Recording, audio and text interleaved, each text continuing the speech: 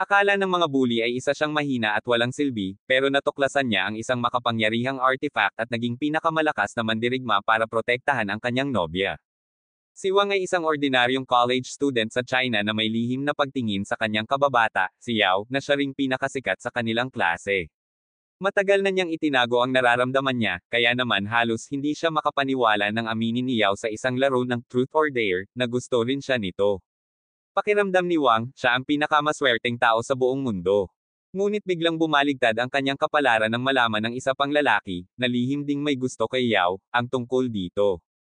Isang gangster na nagngangalang Jun ang nagpatawag ng mga tauhan niya at pinagpupugbog si Wang, sinasabing hindi siya karapat-dapat para kay Yao.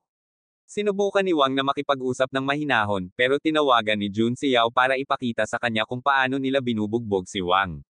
Nagpanik si Yao at nakiusap na itigil na nila iyon, pero sinabi ni Jun na hihinto lang sila kung aaminin ni Wang na hindi niya gusto si Yao. Habang patuloy ang pambubugbog, tuluyang nagalit si Wang at sinagot si Jun na ang gaya niya ay kailanman hindi magiging karapat-dapat kay Yao. Sa tindi ng emosyon, inuntog niya ng buong lakas ang isa sa mga guns, saka tumalon sa ilog. Nagpanik ang lahat sa nakita, dahil hindi naman talaga layunin ni Jun na mapatay siya.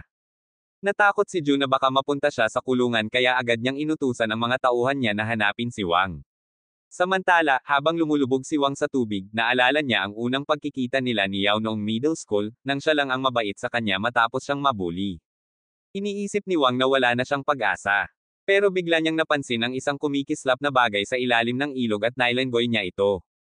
Natagpuan niya ang isang maliit na nagniningning na cube. Nang hawakan niya ito, pumasok ang cube sa katawan niya at bigla siyang na-teleport. Nagpanik si Wang habang nararamdaman niya ang mabilis na paglalakbay sa espasyo at oras. Pagmulat niya, nasa isang kwartong may transparent na dingding sa gitna ng kalawakan. Isang boses ang umalangaw-ngaw sa loob niya, tinatawag siyang, Master. Ipinaliwanag ng boses na na-teleport siya dahil sa espesyal na kapangyarihan na natuklasan niya. Bago pa man niya maintindihan ang lahat, bigla na naman siyang na-teleport pabalik sa kalangitan sa ibabaw ng ilog. Nagpanik si Wang, pero hindi siya bumagsak. Nakita niya si Jun at ang mga tauhan nito na naghahanap pa rin sa kanya sa ilog. Muling na-teleport si Wang, ngayon naman sa kanyang classroom. Ipinaliwanag ng cube na hindi pa niya kontrolado ang teleportation kaya siya palaipat-lipat. Habang natatarante si Wang, nagbabala ang cube na may paparating na tao, kaya agad siyang na-teleport pabalik sa kanyang apartment. Pagkatapos ng isang nakakapreskong shower, tinawagan siya ni Yao, sobrang nag-aalala pa rin. Pinakalma niya si Yao at sinabing nakaligtas siya sa pamamagitan ng pagtaka sa kabilang pampang ng ilog, pero bigla rin niyang binaba ang tawag para hindi na siya ma-involve sa gulo. Naiisip ni Wang na kahit ikwento niya ang lahat, hindi rin siya paniniwalaan ni Yao, kaya minabuti niyang ilihim ang nangyari. Biglang nagsalita ulit ang cube matapos maramdaman na kumalma na siya. Kahit wala siyang nakikitang nagsasalita, naririnig niya ang boses mula sa loob niya. Bigla siyang nilamon muli ng cube at bumalik siya sa mahiwagang kwarto sa kalawakan. Ipinaliwanag ng cube na siya na ngayon ang Master ng Heradric Cube, o Ultimate Universe System, na kayang gawing pinakamalakas na mandirigma ang sinumang may hawak nito. Hindi masyadong maintindihan ni Wang ang mga paliwanag, pero interesado siya. Inusisa niya ang paligid at tinanong kung bakit siya tinutulungan ng cube. Bigla siyang lumipad sa ere at ipinaliwanag ng cube na tinutulungan siya nitong tuparin ang kanyang hiling na maging hari ng mundo. Napadpad siya saglit sa itaas ng mga ulap, bago biglang napunta sa ibabaw ng bubong ng kanilang apartment. Akala niya ay babagsak siya, pero tinulungan siyang ligtas na makalapag ng cube. Dahil sa labis na paggamit ng teleportation, ipinaliwanag ng cube na kailangan niyang maghintay ng 1 minuto bago ulit makapag-teleport. Umupo si Wang at tinanong kung paano niya mapapahusay ang kontrol sa teleportation. Sinabi ng cube na mayroon pa siyang ikalawang espesyal na kakayahan, ang Super Sense, na nagpapahintulot sa kanya na madama ang paligid ng higit pa sa normal na pandama. Pag-activate niya nito, na-overwhelm si Wang at agad napagod. Sa pagbabalik niya sa normal na estado, bumalik siya sa space room at pinuri ng cube ang kanyang performance bilang isang noob. Natutuwa si Wang, pero bigla siyang nakaramdam ng matinding sakit sa dibdib at nawala ng malay. Kinabukasan, nagising siya sa kanyang kwarto, katabi ang cube. Ipinaliwanag ng cube na kaya itong lumabas ng kusa kung emergency na para hindi maubos ang enerhiya ng host. Na-curious si Wang sa pinagmulan ng cube kaya naghanap siya ng impormasyon sa internet, pero wala siyang makita kahit ano tungkol sa Heradric Cube o Ultimate Universe System. Nainis siya, pero biglang nag-text si Yao, niyayaya siyang kumain. Tuwa ang naramdaman niya, pero naalala rin niya si Jun at ang mga goons nito. Nangako si Wang na hinding-hindi na niya hahayaang maapi sila ni Yao. Tinanong niya ang cube kung paano siya lalakas. Ipinaliwanag ng cube na maaari siyang mag-absorb ng energy mula sa mga mineral at gemstones para mapalakas ang kanyang mga kakayahan. Excited si Wang, pero dahil broke siya, tinanong niya kung pwede na ang mga ordinaryong bato sa kalye. Sinabi ng cube na maaari, pero matagal ang proseso. Mas mabilis ang paglakas kung gemstones ang gagamitin. Nagsimula ang cube na mag-scan ng apartment at nakita ang isang crystal sa showcase at ang singsing ng kanyang ina, pero tumanggi si Wang gamitin iyon. Natagpuan ng cube ang isang gemstone sa hardin sa ibaba. Agad na nag-teleport si Wang, hinanap ang gemstone gamit ang super sense, at hinukay ito malapit sa puno. Pagbalik niya sa space room, pinakain niya ito sa cube, at agad siyang nakaramdam ng energy na dumadaloy sa kanyang katawan. Tumaas ang lakas niya ng 2 puntos at endurance ng 1 puntos. Kinabukasan, late na siya sa klase. Pagdating niya, nagalit si Yao dahil iniwan niya ito sa tawag. Pinagtripan pa sila ng mga kaklase nila. Pero biglang dumating si Jun at ang kanyang mga tauhan. Natarante si Yao pero sinigurado ni Wang na kakayanin niya ito. Kahit natatakot, nagtago si Wang sa likod ng kanyang libro, nagtanong pa sa cube kung kaya niyang labanan ang mga ito. Sinabi ng cube na may power level na 5 lang sina Jun at mga goons, samantalang si Wang ay 22 na. Habang hinahanap siya ni Jun, tumayo si Yao at ipinagtanggol siya, pero minaliit siya ni Jun. Galit na galit si Yao at sinabihan itong tigilan ang paninira kay Wang. Tumayo si Wang at sinabi na tama si Jun, dapat nga siyang lumaban para sa sarili niya. Hinamon niya si Jun, pero sinunggaban siya nito. Ngunit madaling na-overpower ni Wang si Jun. Dumating ang propesor at pinabalik ang lahat sa upuan. Bago umalis, tinawag ni Jun si Wang sa basketball court mamayang hapon. Pumunta si Wang sa court, pero natuklasan niyang may dalang maraming tao si Jun. Sinuri ng cube ang lugar at sinabing 20% lang ang tsansa niyang manalo. Hinamon ni Wang si Jun, pero nagpa siya si Jun na ipalaban muna ang pinakamagaling niyang brawler. Kahit doble ang lakas ni Wang, naging maingat siya. Tinayre ng kalaban ng basketball ang ulo niya pero naiwasan ni Wang ang lahat ng suntok, hanggang sa mapagod ito. Sa isang mabilis na galaw, sinipa at sinuntok ni Wang ang kalaban, pinatumba ito. Ngayon, hinarap niya si Jun at ang buong gang, pero tumanggi si Jun na lumaban ng solo. Naiisip ni Wang na kailangan niyang harapin silang lahat. Sinabi ng cube na tumaas na sa 30% ang kanyang tsansa ng tagumpay matapos talunin ang brawler. Habang papalapit ang mga tauhan ni Jun kay Wang, na-realize ni Wang na ang tanging paraan para mabuhay siya ay ang lumaban ng todo. Inatake siya ng mga goons mula sa lahat ng direksyon, pero patuloy siyang umiilag at lumalaban hanggang sa may umatake sa kanya mula sa likod. Nakailag si Wang sa unang atake dahil sa babala ng cube, pero may isa pang lalaki na sumipa sa likod niya, dahilan para mawalan siya ng balanse. Dahil dito, sobrang nainas si Wang at dali-dali siyang umatake sa lalaking sumugod sa kanya, pinatamaan ito ng isang future generation ender 3,000 at pinapalipad. Napagtanto ni Jun na magiging mas hassle pa ang laban na ito kaysa sa inakala niya, kaya inutusan niya ulit ang mga tao niya na umatake. Ngayon, ginamit ni Wang ang galing niya sa athletics para makakuha ng distansya sa mga umaatake, tapos sinimulan niya silang tirahin isa-isa. Pero dahil baguhan pa siya sa pakikipaglaban, nadali na naman siya at tinamaan ng isang matinding suntok. Tuloy-tuloy ang pag-atake ng mga gangster mula sa iba't ibang direksyon, pero nilalabanan ni Wang ang mga suntok nila na parang isang tunay na Chad, at pinabagsak niya sila ng isang suntok lang bawat isa. Hinablat niya ang isang lalaki sa binti at pinaghahampas ito bago ihagis diretso kay Jun, tinamaan ang ilong nito. Pagbangon ni Jun mula sa impact, tapos na ni Wang ang lahat ng tauhan niya, at si Jun ay halos maihina sa takot. Pero si Wang, kahit ubos na rin ang lakas, ay patuloy pa rin na naglalakad papalapit kay Jun para tapusin ang laban, kahit binabalaan na siya ng cube. Sigaw ni Jun, tama na. Layuan mo ako. Pero biglang bumukas ang mga ilaw, at dumating ang isa pang gang.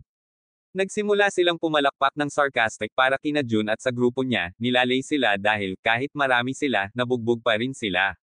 Tumayo si Jun at tinanong ang leader ng rival gang, si Huan, kung anong ginagawa niya doon. Sagot ni Huan, wala, nandito lang ako para pagtawanan ka. Nilate ni Huan si Jun, sinabing isa itong rookie na hindi pa nga dapat kasali sa gang, lalo na namumuno. Biglang sumabat si Wang sa usapan nila, sinabi kay Huan na, lumayas ka na, may asikasuhin pa ako kay Jun. Mali pala ang ginawa ni Wang dahil na-offend si Huan. Nagutos si Huan sa mga tauhan niya na turuan ng leksyon si Wang. Sinabi ng Cube kay Wang na walang pag-asa siyang manalo sa laban na iyon, kaya mas mabuting tumakbo siya. Sumunod si Wang sa payo, pero hindi para tumakas, kundi para isagawa ang susunod na bahagi ng plano niya. Pagdating niya sa lugar na madilim, ginamit niya ang kapangyarihan niya para mag-teleport sa tabi ng electric switchboard at pinatay ang mga ilaw. Nagulat ang mga gangster nang biglang dumilim. Doon, biglang nag-teleport si Wang sa likod ni Huan. Hindi niya binigyan ng pagkakataon si Huan na makariak, pinabagsak niya agad ito sa lupa at inatake rin ang mga tauhan nito na hindi pa nakaka-adjust sa dilim. May isang gangster na nagtangkang buksan ulit ang ilaw, pero huli na dahil natapos na ni Wang si Huan. Ngayon, sobrang takot na si Jun, pero bago pa siya mapuntahan ni Wang, kumatok na ang college authorities sa pinto dahil hindi sila humingi ng permiso para gamitin ang basketball court. Kasama rin nila si Yao, na siguradong si Wang ay nasa loob at iniisip niyang binubugbog ito ng mga gangster. Sa loob, nakita ni Wang na palihim na sumusubok tumakas si Jun. Agad siyang nag-teleport sa harap ni Jun. Biglang lumuhad si Jun at nagsimulang banggay ng ulo niya sa sahig habang humihingi ng tawad sa pagsimula ng gulo. Nakita ni Wang ang pagkakataon para ayusin ang lahat gamit si Jun bilang scapegoat. Nang mabuksan ng authorities ang pinto, nadatnan nila si Jun na kunwaring binubugbog si Wang, ayon sa plano. Pinalabas ni Jun na siya ang may kasalanan sa paggamit ng basketball court para sa away kay Huan, at sinabing inosenteng nadamay lang si Wang. Pinarusahan si Jun ng school at nangako ito kay Wang na hindi na sila muli pang gagambolay ni Yao. Maliban dito, natutunan din ni Wang ang limitasyon ng kanyang kapangyarihan at nagpasya siyang palakasin pa ang sarili sa pamamagitan ng pag-absorb ng mas maraming gemstones. Ang problema, hindi basta-basta makikita ang mga gemstones. Kaya napilitan siyang maglakad-lakad sa bundok malapit sa bahay niya, umaasang makahanap siya ng mga ito. Pero napansin niyang ang mga gemstones ay nasa loob ng malalaking bato sa gitna ng lawa o kaya nasa 15 metro sa ilalim ng lupa. Sumuko na sana siya matapos mabaigo, pero biglang sinabi ng Cube na may hollow area sa ilalim ng lupa na may malakas na gemstone na nakatago. Nasense ni Wang ang gemstone at tinangkang mag-teleport malapit dito, pero hindi siya umabot dahil malayo pa siya. Kaya naghanap siya ng paraan para marating ang hollow area. Mabilis niyang nahanap ang entrance at nag-teleport sa loob, pero pagdating niya, wala siyang nakita. Buti na lang at naramdaman niya ang hangin na pumapasok sa isang bahagi ng kuweba, at napagtanto niya na may isa pang kuweba sa tabi nito. Sinundan ni Wang ang pinanggagalingan ng hangin, nag-teleport, at nakita niya ang isang cluster ng malalakas na gemstones. Tuwa-tuwa siya at nagplano ng bumalik para magdala ng mga tools at minahin ang mga ito, hindi niya alam na may isang dambuhalang ahas na nakatago sa likod niya. Tahimik na bumoka ang bunganga ng ahas para lumunin siya, pero buti na lang at nakapag-teleport siya agad. Nagtaka ang ahas at sinundan siya, patuloy na sinusubukang kainin si Wang. Nag-teleport si Wang malapit sa mga gemstones at sinimulan ng i-harvest ang mga ito. Nabitawan niya ang isang gemstone at nahulog ito sa ilog. Sinubukan niyang gamitin ang super sense niya para mahanap ang lokasyon nito. Sa paggamit ng super sense, doon niya lang nakita ang dambuhalang ahas sa tabi niya. Natakot si Wang, umatras siya habang papalapit ang ahas at nadulas siya sa gilid ng bangin. Nakasabit pa siya gamit ang safety rope niya, habang ang ahas ay sumugod sa kanya at nahulog sa tubig. Nakahinga si Wang ng maluwag, pero biglang naputol ang safety rope niya at nahulog din siya sa tubig. Sinubukan ulit siyang kainin ng ahas. Kahit ginamit niya ang pala niya bilang sandata, hindi niya maiwasang ma-strangle ng dambuhalang halimaw. Tinangka niya mag-teleport pero sinabi ng Cube na kung gagawin niya iyon ngayon, madadala rin niya ang ahas sa kahit saan siya mag-teleport, at hindi niya ito kayang dalhin sa space room niya.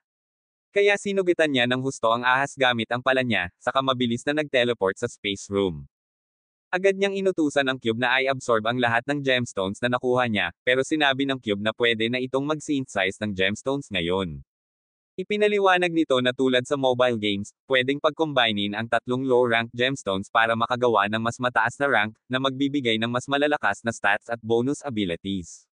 Agad na pina-synthesize ni Wang ang lahat, pero laking gulat at dismaya niya nang malamang aabutin ng higit 5 araw bago matapos. Iminungkahi ng Cube na pagsamahin ang 9 na gemstones at gamitin na lang direkta ang natitirang 2. Naisip ni Wang na sapat na ito para talunin ang ahas, kaya pumayag siya. Inabsorb niya ang 2 bato, malaki ang tinaas ng stats niya. Bumalik siya sa kuweba, ready na harapin ang ahas gamit ang bagong lakas niya. Sa tulong ng bilis at lakas niya, pinatay niya ang dambuhalang ahas sa ilang suntok lang, at na-disappoint pa siya kasi ang dali lang pala.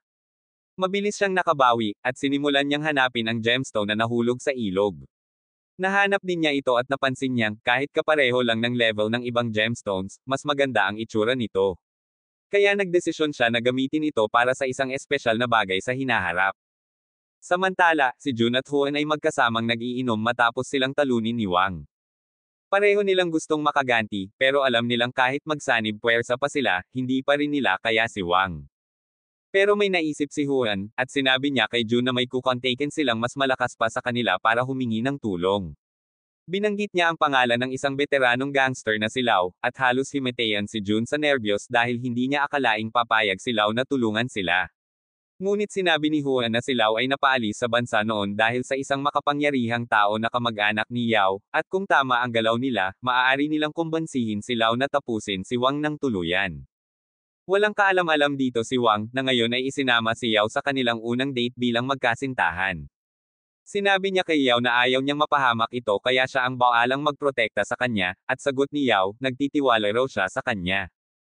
Ayon naman sa Cube, nagsisinungaling si Yao, pero hindi na ito inintindi ni Wang dahil siya rin naman ay may itinatago sa dalaga. Masaya nilang tinapos ang date at pagkatapos ay naupo sa isang cafe kung saan naglaro sila ng guessing game, pero natalo si Yao at nawala lahat ng candy niya. Napansin ni Yao na parang may nagbago kay Wang kaya tinanong niya kung ano ang itinatago nito, at para pagtakpan iyon, ibinigay ni Wang ang napakagandang gemstone na nakuha niya sa ilog. Kinabukasan, habang hinihintay ni Wang si Yao para sabay silang pumasok sa kolehiyo, hindi nito sinasagot ang mga tawag niya. Matagal siyang naghintay ng matiwasay, pero nakarinig siya ng usap-usapan tungkol sa isang insidente sa isang kalapit na apartment complex, at doon nakatira si Yao.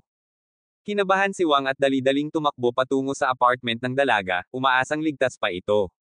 Pagdating niya, nakita niya ang malaking crowd na nakatingin habang bina-barricade ng pulis ang lugar. Natanong niya ang ina ni Yao, umiiyak habang sinasabi sa mga pulis na pag-uwi niya mula trabaho ay naabutan niyang wasak ang kanilang apartment at nawawala si Yao, na may iniwang madugong manika bilang babala. Gumuho ang mundo ni Wang sa narinig at habang iniisip niya kung sino ang may gawa, napansin niyang palihim na umiiwas si Jun mula sa crowd. Sinundan niya ito at nang makita ni Jun si Wang, halos malaglag ang kaluluwa nito sa takot.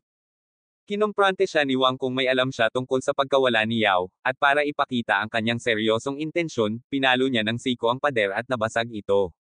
Nanginig sa takot si Jun at agad na nagpa siya na isiwalat lahat ng nalalaman niya.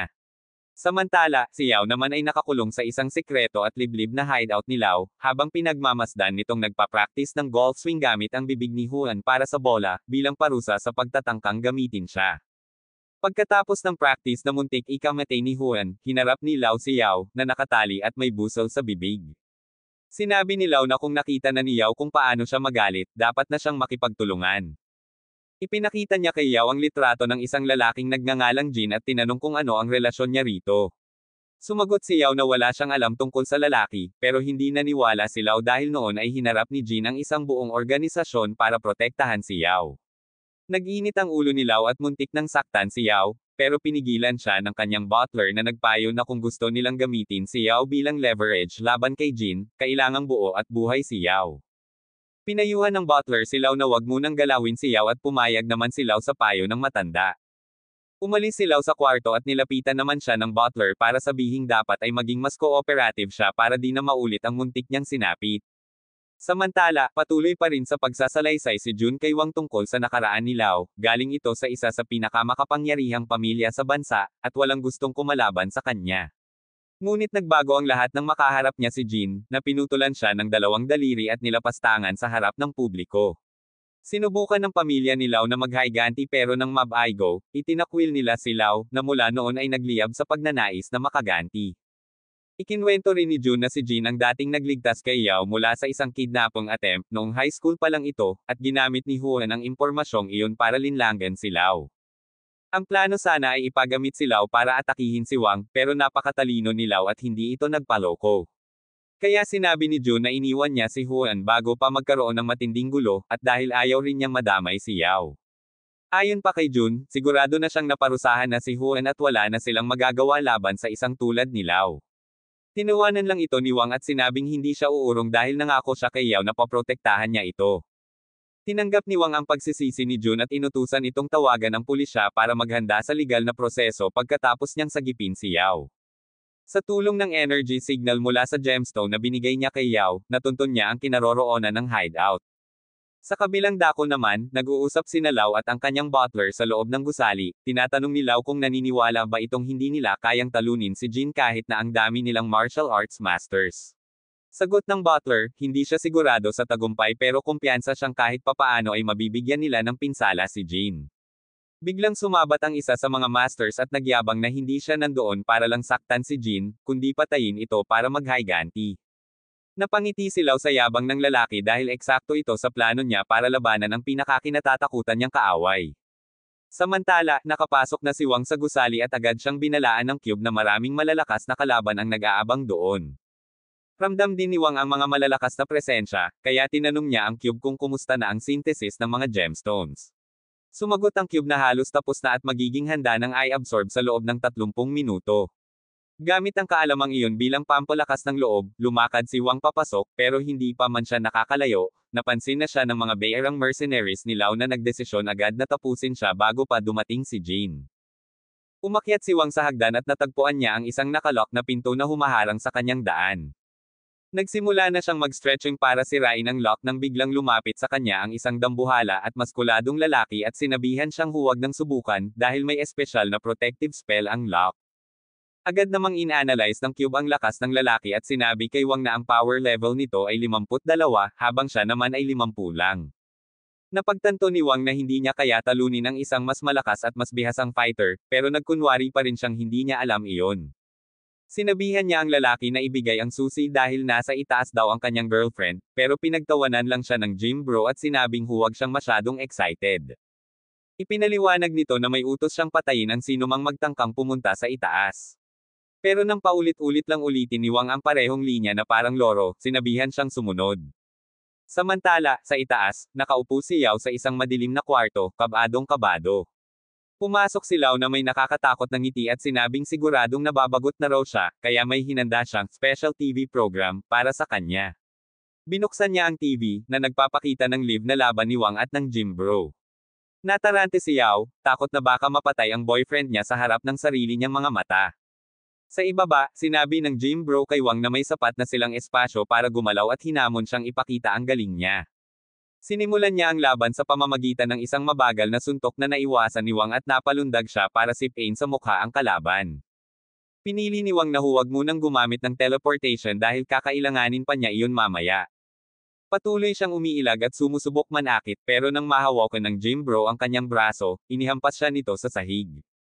Nakailag si Wang sa mga pagtatangkang tapakan siya, pero muling naglunsad ng mababangas na atake ang gym bro. Pinuri pa nito si Wang, sinasabing malakas siya kahit amateur pa lang, pero hindi pa rin daw siya mananalo laban sa veterano mula sa underground arena. Napagtanto ni Wang na kailangan niyang gamitin ang utak kaysa sa lakas para manalo, kaya mabilis siyang nagplano. Nang umatake ulit ang gym bro, ginamit ni Wang ang momentum nito para makabawi at makasipa ng malakas. Tinukso niya ang kalaban, kaya sa galit nito, nagsimula itong suntukin ang konkreto sa paligid. Sinabi ng gym bro na mahina ang suntok ni Wang, pero bigla na lang sinabi ni Wang, "Parry this, you filthy casual," at nagsummon ng isang malaking maso mula sa kanyang space room at pinukpok ang gym bro sa ulo. Isang palo lang, knockout agad ang dambuhala at nalaglag ang susi ng gate. Proud si Wang sa kanyang maduming trick at ginamit ang susi para makalusot. Mabilis siyang umakyat paakyat kay Yao, pero biglang nag-alert ang cube sa paparating na atake. Dahil sa babala ng cube, naiwasan ni Wang ang isang kutsilyong inihagi sa kanya, pero biglang may lumitaw sa likod niya at tinadyakan siya pababa. Kumapit si Wang sa hagdan at nilapitan siya ng knife slinger, na sinabing napakahina niya para matalo ang boxer sa unang palapag. Itinutok niya ang kutsilyo kay Wang, pero biglang nakita ang potensyal nito, kaya hindi niya agad pinatay si Wang. Sinabi niyang magkita na lang sila sa itaas at umalis. Galit na hinabol siya ni Wang, pero pag-akyat niya, wala na ang lalaki. Inabisuhan siya ng cube na ang power level ng kalaban ay 75. Halos mabaliw si Wang dahil hindi naman ganon kalakas ang itsura nito. Hinabol niya ito, nagmumura sa galit. Sa susunod na kwarto, nakatago ang assassin, naghihintay sa kanya. Bigla itong umatake ng hindi inaasahan, pero nakaiwas si Wang. Hindi tumigil ang assassin sa mabilis na mga knife attacks. Ibinato ng assassin ang kutsilyo, pero nag-miss, pagkatapos ginamit ang supernatural ability para pababalaikan ang kutsilyo sa kamay niya. Nakaiwas ulit si Wang at nakasipa pa ng 2 beses sa kalaban, ikinagulat ng assassin. Nagkunwari si Wang na naboboard siya sa laban at nagyan pa, na ikinagalit ng assassin. Bigla siyang nawala sa dilim, nagtatago sa mga anino. Sigurado siyang hindi siya matatalo ni Wang dahil sanay siyang mag-assassinate sa kadiliman. Para na siyang paniki, kayang hanapin ang target gamit ang tunog. Hindi niya alam na may super senses din si Wang. Nang lumapit siya sa likuran ni Wang para umatake, bigla siyang salungguhit, slap dahil nakita siya ni Wang. Sa frustration, gumamit ng bilis ang assassin, pero binasa rin iyon ni Wang. Nag-summon siya ng baseball bat at sabay na hinato ang magkabilang bayag ng assassin, tinapos ang laban. Pag-akyat ni Wang sa susunod na palapag, sinalubong siya ng isang matandang lalaki. Nagsimula itong magsalita na parang non-skippable cutscene, pinupuri si Wang, pero hindi na siya pinatapos ni Wang, hinato niya agad ng bat ng buong lakas. Hinuli siya ng matanda at binagsak sa sahig. Nakita niyang hindi pa rin nawala ng malay si Wang, kaya nagdesisyon siyang seryosohin na ang laban. Inabisuhan ng cube si Wang na 1 minuto na lang at matatapos na ang synthesis ng gemstones. Kampante si Wang na kaya niyang magtagal ng 1 minuto. Biglang sinakal ng matanda si Wang, kaya kinuha niya ang isang dagger mula sa storage at tinangkang saksakin siya. Naharang ng matanda ang dagger, pero nag-teleport si Wang ng dagger sa kabilang kamay at nasugatan niya ang kalaban, nakatakas sa chokehold. Sinuntok niya ang matanda, pero ang kamay niya lang ang nasaktan. Ipinagyabang ng matanda ang kanyang lakas, sinasabing kulang si Wang para lumaban sa kanya. Sumuntok siya sa sahig at naglunsad ng walang hintong atake. Paulit-ulit na nabagsak si Wang at kahit anong gawin niya, hindi niya masaktan ang kalaban.